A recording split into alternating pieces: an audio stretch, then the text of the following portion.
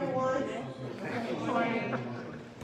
Just before I get into some brief remarks, I want to say what an incredibly full circle and gratifying moment it is to return to BFIT. Shortly after my election to Congress, the first time as a member of Congress, I came to BFIT, and it was the very first honorary degree that I accepted. So this is an institution very near and dear to my heart, and it is wonderful to be here today as we celebrate the community project funds allocated directly to the Benjamin Franklin Institute of Technology. This is an exciting day for the future of the college, and more importantly, for the students who chose to pursue higher education as a part of BFIT's school community. First, I want to thank Dr. Francis, President Francis, for hosting us this morning, for everything she does day in and day out for our students and for the entire city of Boston. I've been humbled to be able to travel to Massachusetts 7th Congressional District to highlight the impact of our collective advocacy in securing direct community project funding where it is needed most. And today, we're able to highlight the impact of the $300,000 in direct targeted spending to support the creation of BFIT's Clean Energy Building Automation Systems program.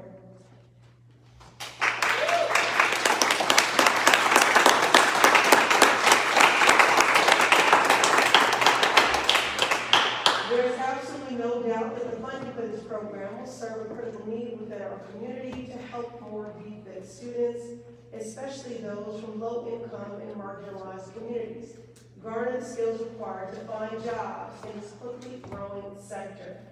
And what I love about this program is it proves that in building a brighter, more equitable future, we do not have to choose between environmental justice and racial justice because the two are inextricably linked. True economic justice is the ability for everyone to not only participate in the economy, but to have the tools to drive the innovation and wealth creation, especially in growing sectors like clean energy. A lot of collective work went into this moment. Our team was dedicated to advocating for this project, and I'm so proud to deliver these funds and see them directly impact students right here at the Benjamin Franklin Institute of Technology. At every level of government, we have a responsibility to fight for education equity and justice, and programs like these are a great example of how we increase true access to higher education that can create real opportunities for our students. We'd also like to thank our delegation colleagues, Senators Warren and Markey, for their partnership and help to move these funds through the Senate. Today is only the beginning. I look forward to our continued partnership as we work towards ensuring our higher education system is not only affordable and accessible to all, but the learning opportunities give students a chance to keep up with the continuously evolving job market. For too long, the dream of higher education has remained out of reach for many. Many who pursue a higher education will have hopes of finding a job, and their goals don't always translate.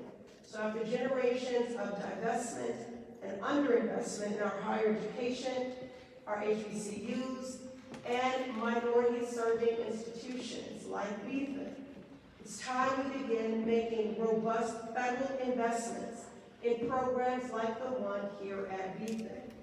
It's programs like BFIT's Clean Energy Building Automation Systems program, which will help equip our students with the skills necessary to thrive in our ever-evolving economy and help address climate change. So I'm incredibly proud to be here today to deliver this $300,000 federal investment for BFIT's Clean Energy Building Automation Systems program, and I am thankful to everyone here today for being partners in this work to create more opportunities for BFIT students. And now we'll hear from Dr. Francis, President Ayanna Pressley.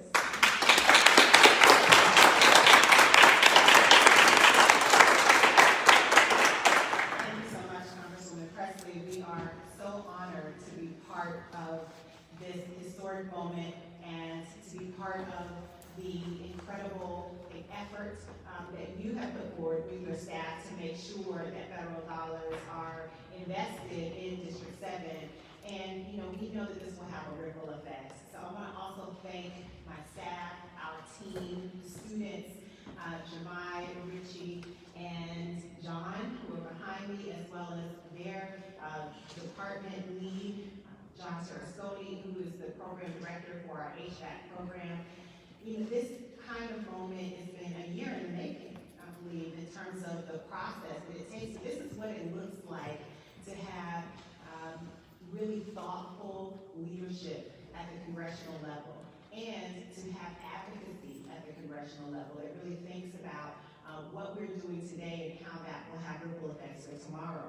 This $300,000 is going to position us to train infinitely more people in building automation systems. And that's important because we need to support our clean energy economy. We have an obligation to our planet and to the people who live in this area to make sure that they have access to the training that is required in order to be today's technicians and to fuel tomorrow's jobs, to keep our area competitive. We know that federal investments in higher education are fundamental, but this is one that's also an investment in workforce. It's an investment in labor, and there's so many ways in which we know that this will have an impact for generations to come. By expanding our clean energy programming, which this investment will do, it will allow us to build a new program in building automation systems. We understand that we are giving people the opportunity to pursue more careers in clean tech. This is a high demand area with many job openings, and there are not enough people currently trained to fill these openings. So we are going to stand in that gap.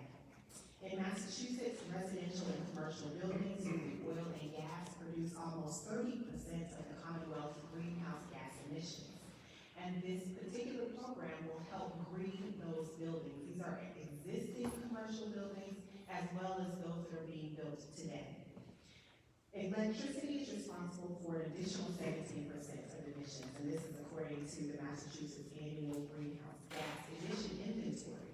We know that things like Building Better Buildings Act at the state level has placed before us a goal to achieve 80% emissions reduction by 2040. We cannot do that without technicians who understand how to operate cleaner buildings.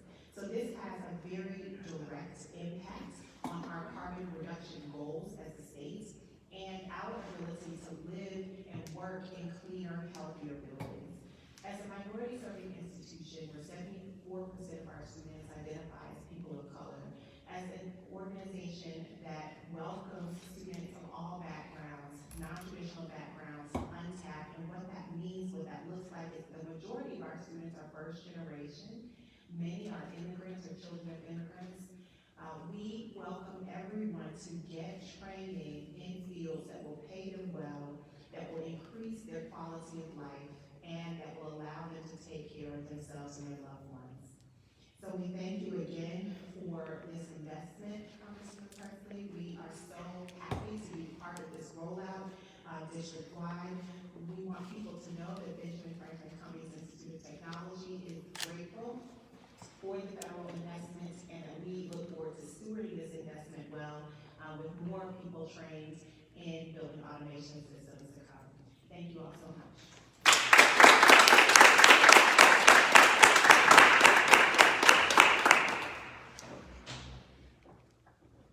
All right, well now you guys are all in for a real treat, in that we're going to hear from BFIT Professor John Sarasconi, and thank you, President Francis, for your remarks. Thank you, Congresswoman. Thank you, everyone, for coming out. This is such a great day for Benjamin Franklin.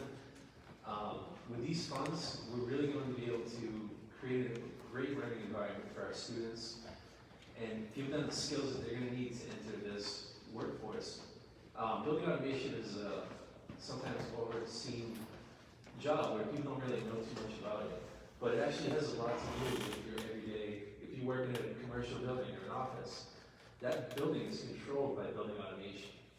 And with the demand for everyone to be green and be more environmentally friendly, someone knowing how to control these systems is a great opportunity and a great job to have. This building automation controls everything from building temperatures to lighting, security, fire safety, and now with these funds, we'll be able to create a state-of-the-art classroom where we can show students some real hands-on and what it looks like to work in the field. And I can't say thank you enough to Cummings Pressley and for everyone who worked so hard on this. It started out as an idea of mine maybe 3-4 years ago, and it's just a dream come true to see it come to fruition and be able to change lives in the Boston area. Thank you very much.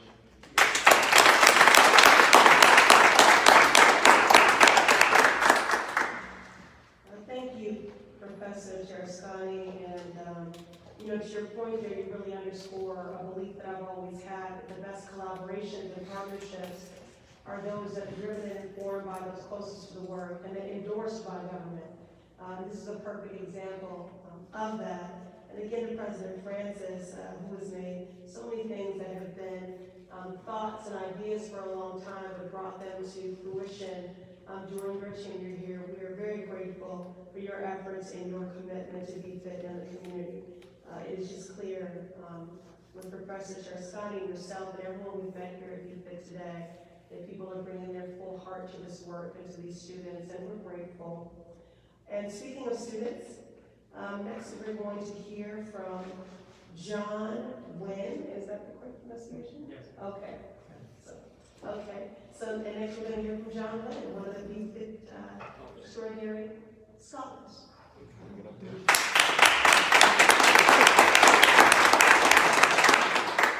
Thank you everyone for taking time out, and allowing me to speak on it, because I do think this will be a big help, because as an HVAC tech, an important thing for us is to learn how to efficiently operate these systems and get them to deliver these services in a timely manner. So with doing automations, that would help us in diagnosing things faster, fixing things faster, and therefore being able to deliver these things to customers or just people in a timely manner. So thereby reducing waste, or if a system is say leaking, less refrigerant leaking out and harming the environment. So that would definitely have an effect on the environment, and helping us reduce it.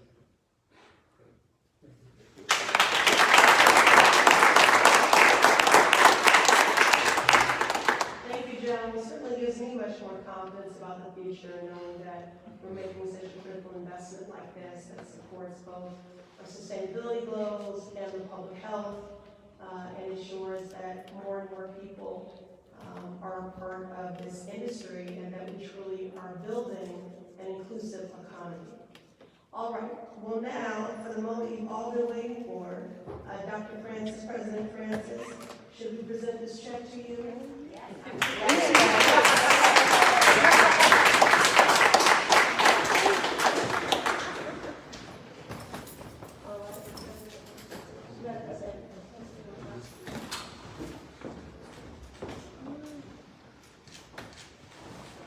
Raise your hand real quick. Perfect.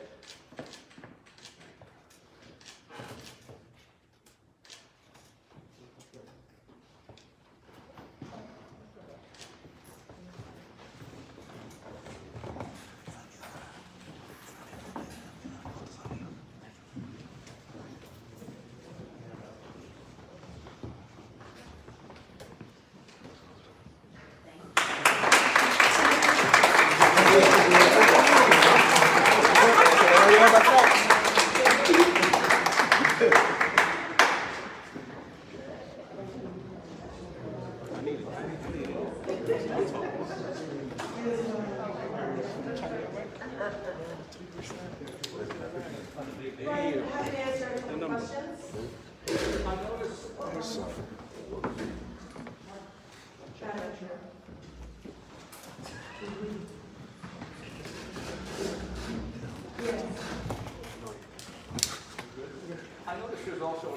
to the city of Boston for tuition-free community college.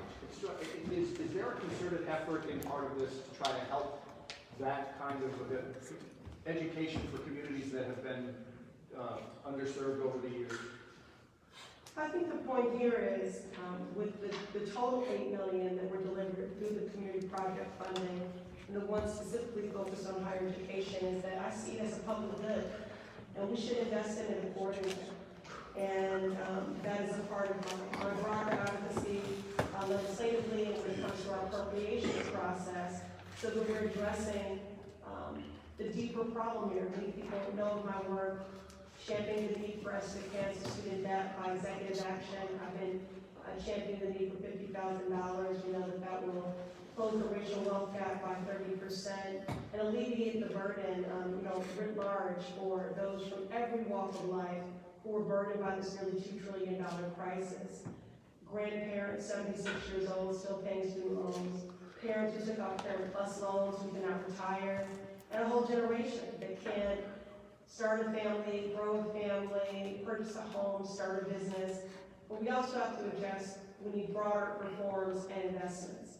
The cost of higher education has increased by some 150%.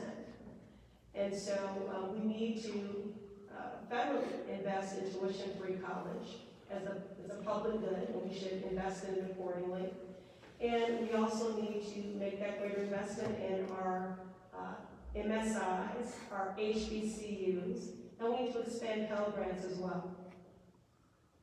So, and yes, it is concerted. This process was a very competitive one. This is the first time in a decade that there has been the opportunity even for community project funding. So there were many applications presented from municipalities throughout the 7. And we were so glad that they met the eligibility and the criteria, and then they became one of the prioritized projects that we fought for an entire year. And so it's an exciting day to see all of that come to fruition and to hear all the ways in which those investments will be felt. Congresswoman, I was listening to what you said in the roundtable, and you said that some people say that college is not for everybody, and this money is supposed to make college available more for everybody. And along the lines of what you said, I mean, this school, I know, will have a lot of non-traditional students who are looking for new starts to build new careers. Can you talk a little bit about that kind of focus?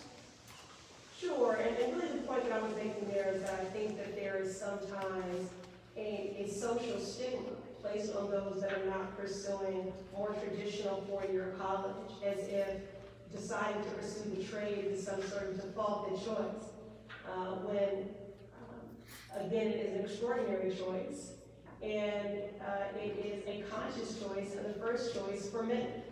And so it's incredible to spend time with people today who have always known this is what they wanted to do, and now they have the opportunity to marry their passion with a new skill set to then, again, have a more inclusive economy, and particularly for many of the trades which have historically not been as representative of the communities that they serve, to see that being addressed here at BFIT. As President Francis was saying, I think it was 75% of the students here are identified students of color, and many of them are immigrants in first generation. We also heard from many who have been justice involved and have faced great employment discrimination. And so it's wonderful that BFIT has created a community that supports those whom many would not give a second chance, and that they're thriving. They're able to provide for their families, and they're making a difference in our city and our Commonwealth. We have one other student who wants to share the story real quick. Oh, of course. Come on, Richie. I'm so sorry. Hi, everybody. I'm Richard. There's a saying in life called, you never too old to learn something.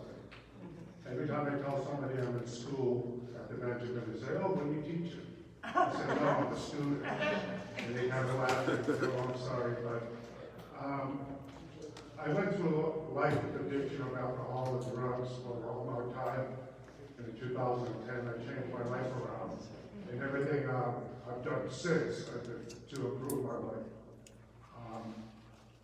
I always judge St. Francis by the cover on the outside, all the chaos going on the outside, but when I went inside, I was offered so much help, schooling, how to learn computers, stuff like that, and then this came up also with Benjamin Franklin, and it's like, well, I don't know anything about it, I worked on refrigeration because I've been a chef my whole life, and I said, why not, let's give it an opportunity and take it a shot.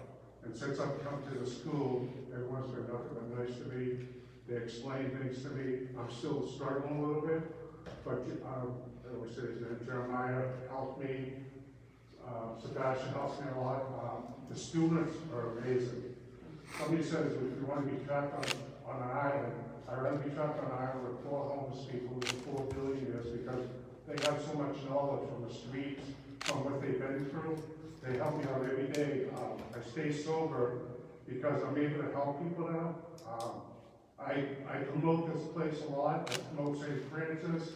I'm a member at the BLC, Boston Living Center. I tell all my friends there, come do this, you can change your life can get better. You just gotta put the work into it. John asked me when he first, can you be here at 8, can you leave at 5? I said, yeah. And everything he's asked me to do, I've done because I want to learn, I want to change my life. I want to keep going forward. This year I've seen on the news twice, there was 2 ladies, one was 78, one was 90, and they both graduated with their masters, one from Cambridge College, one from Harvard. It is never too late to change your life. You gotta put the work into it. I tell people all the time, do not give up, because if you give up, you're gonna go back into the system, and you're gonna miss out on great opportunities in life. So this place is a great place to start. If you need help or anything, just ask and they'll give it to you. Anything you need, they will help you with.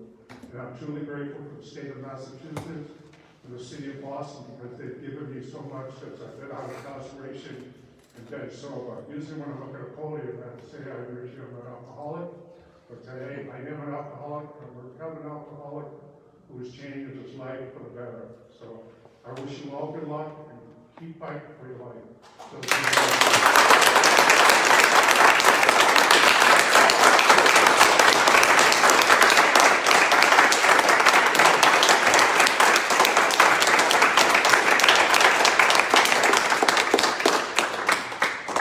That's exactly what we should have a microphone.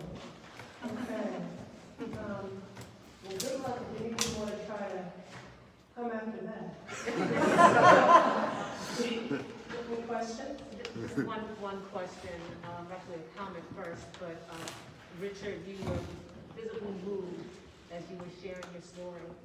And Congresswoman, when I believe it was Jeremiah and Garth started to share theirs, you gave them the language, you said, you talked about a second chance. Can you just reiterate and reinforce the importance of programs like this and others in making opportunities in the clean tech space and clean energy space available to folks like this who need a second chance and otherwise would not have an opportunity? Sure, no, absolutely. As I was, sharing earlier, certainly, I have loved ones, my own father included, who, after cycling in and out of the criminal legal system because his addiction had been criminalized, my father ultimately went on to make great contributions to become a college professor, to become a published author.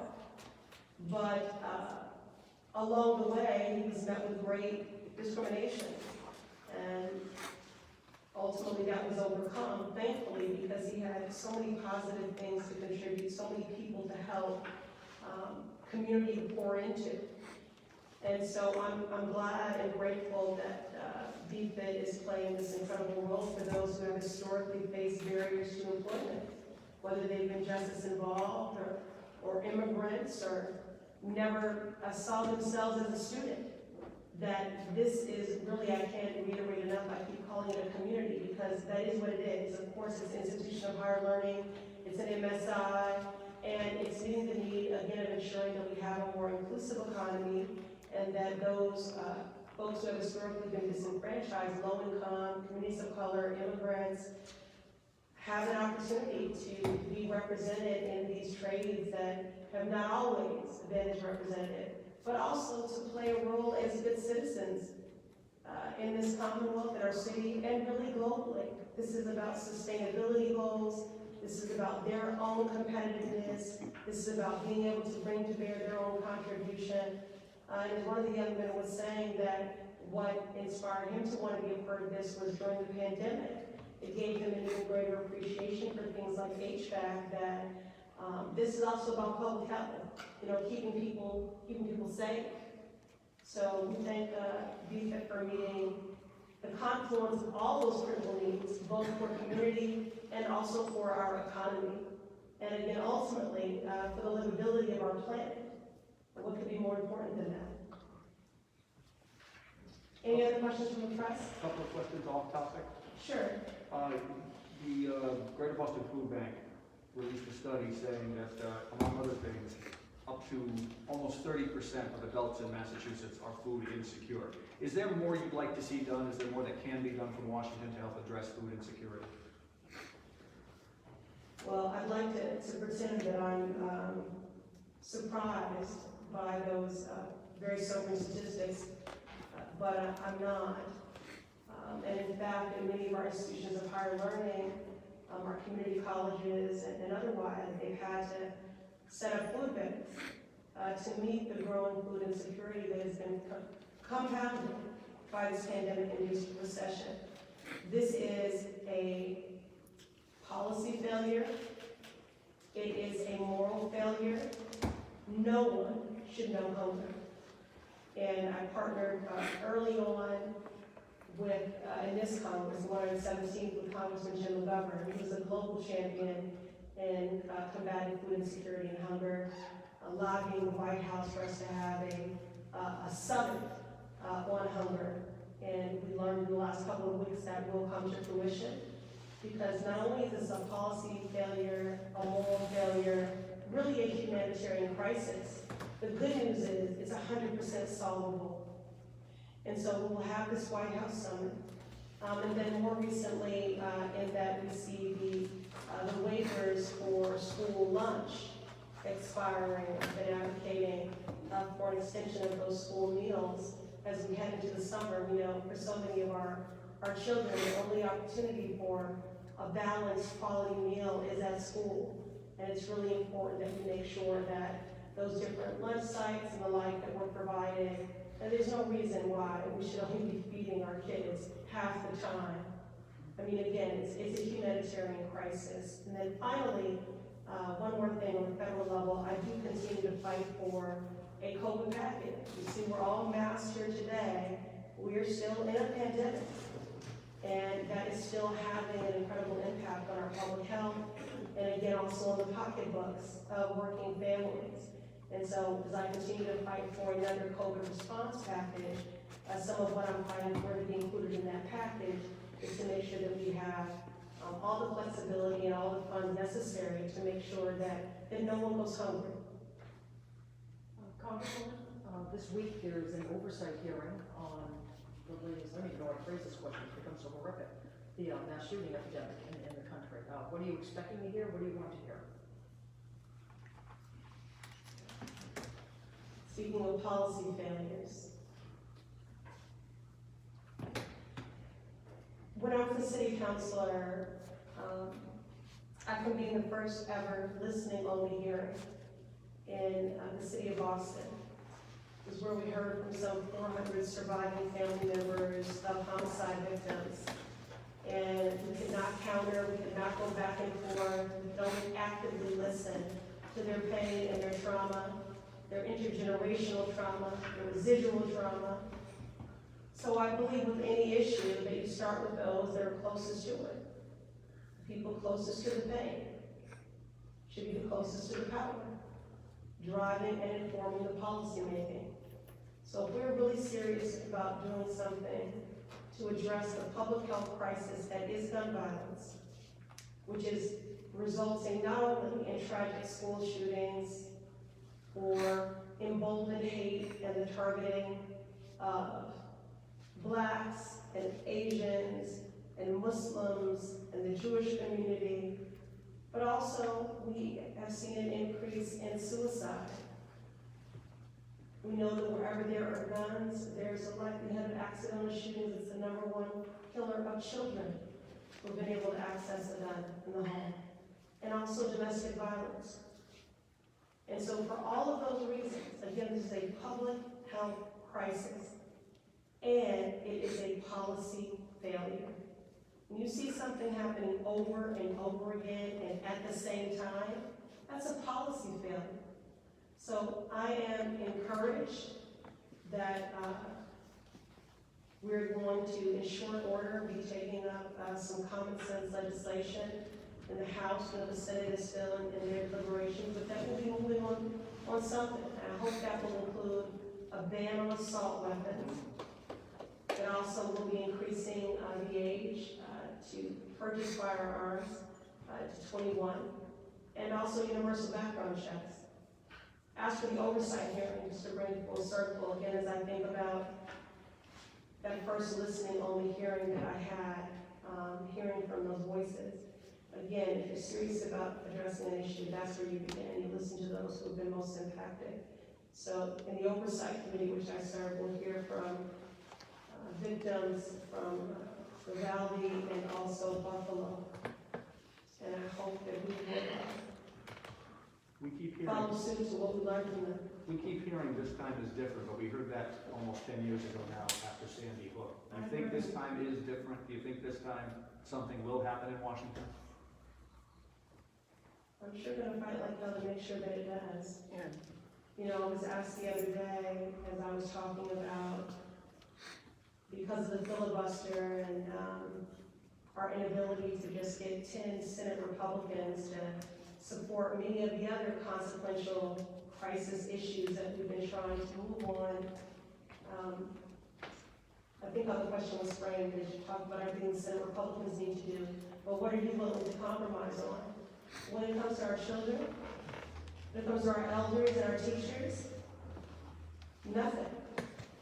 We've been doing that. And that's why we continue to see these tragic shootings and this carnage. So this is a policy failure, it is a moral failure, and like hunger, it is preventable. It is solvable. And I cannot even believe that I have to say that this is about summoning the political will and courage. What kind of courage does it take to keep communities safe? And the fact that someone even, since we're in a school, think that the response to that is to arm teachers is unconscionable. It's unconscionable. And we saw in Uvalde that even with having people, school police, like that did not prevent the shooting from happening. So there'll be change when there's policy change, federal policy change. Assault weapons ban, raising the age to 21 to purchase firearms, and universal background checks. Okay. Thank you. Thank you, everyone. Thank you.